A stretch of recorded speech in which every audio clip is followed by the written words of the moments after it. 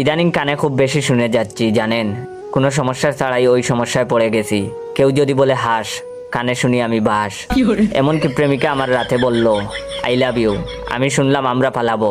তো আমিও উত্তর দিছি কোন দিন। প্রেমিকা ভাবছে আমি তার আই লাভ ইউ কথাটা ইগনোর করছি, সঙ্গে সঙ্গে তালাক দেয় আমাকে। অর্থাৎ নাম্বার, ইমো, মেসেঞ্জার সব কিছু থেকেই ব্লক। কষ্টে বুক পেটে হাসি বের হচ্ছে। মনে মনে ভাবছি প্রেমিকা মনে হয় কানে শুনে না। বললাম একটা, আর নাকি কি বুঝলো, শালি বয়রার ঘরের বয়রা। কিন্তু কিছুদিন পর বুঝতে পারলাম বয়রা আমি নিজেই। ফ্রেন্ডের বোনের বিয়েতে গেছি দাওয়াত খেতে। মূলত অন্য সময় বন্ধু আমার কলিজা খুব কেয়ার করে আমার, কিন্তু আজকে বাটপারের কাহিনী দেখে এক বুক অভিমান হলো। আমি তার বাড়ি আসছি, অথচ আমাকেও একটু সময় দিচ্ছে না। একটু পর এসেই শুধু সিগারেট নিয়ে যাচ্ছে। সে যাই হোক, আমি দাওয়াত খেয়ে বাড়ি চলে যাই, সেটাই মঙ্গল হবে। টেবিলে বসতেই দেখি আমার চারপাশ জুড়ে ডানা কাটা পড়িরা বসেছে। লজ্জায় কুটিকাটি হয়ে যাচ্ছি। হাতটা তুলে প্লেট নিতে পারছি না, মনে হচ্ছে হাতটাও খুব লজ্জা পেয়েছে। একটা মেয়ে আমাকে হেল্প করলো। সে হাত এগিয়ে দিয়ে আমাকে বলল বাইয়া এই নিন প্লেট।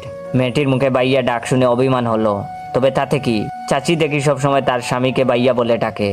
তাতে যদি সমস্যা না হয় তবে এখানে কি এমন হবে। তখন পাশের মেয়েটি আবার আমাকে বলল বাইয়া ভাত নিন। আহা, মনে হচ্ছে এত বিয়ে বাড়িতে আসিনি, এসেছি পাখিদের রাজ্যে। বলুক তারা বাইয়া, তাতে আমার কি। তখন আরেকটি মেয়ে বলল ভাইয়া আপনি কি প্রতিবন্ধী নাকি? সব আমরাই বলে দিচ্ছি। মেয়েটার কথা শুনে রাগ উঠছে বুকের উপর। অভিমানের পাল্লায় রাগের পাল্লা ওজন। চেয়ার থেকে দাঁড়িয়ে বলা শুরু করছি তুই প্রতিবন্ধী, তোর 14 গোষ্ঠী প্রতিবন্ধী, তুই প্রতিবন্ধীর গোষ্ঠী। আমার এমন হইচই দেখে আমার বন্ধু দৌড়ে আসে, এসে আমাকে বলল কিরে রেগে গেলি কেন?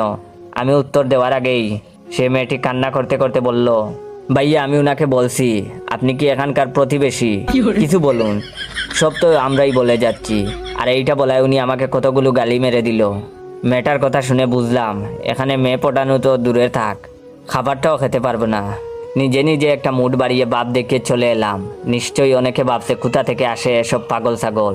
সেদিন বেজ্জতি হয়ে বন্ধুর সঙ্গে দেখা করিনি। দোকানে এসে দোকানিকে বললাম মামা একটা সিগারেট দেন। দোকানদার বলল বাইঞ্চু। মাথা হয়ে গেল গরম। উনার দোকানের সামনে যা মুদি মাল ছিল সব উনার গায়ে মেরে দিলাম। দোকানের সামনে থেকে একটা লাঠি নিয়ে দোকান ভাঙচুর শুরু করছি। তখনই একটা লোক এসে দোকানদারকে বলল আরে ভাই কি করছেন আপনি? আমার কথা বলার পূর্বেই দোকানি কান্না শুরু করে বলল আরে আমি কি করছি? উনি বললেন সিগারেট দেওয়ার জন্য। আমি বললাম বাকি। আর অমনি উনি আমাকে পেটানো শুরু করে দিছে।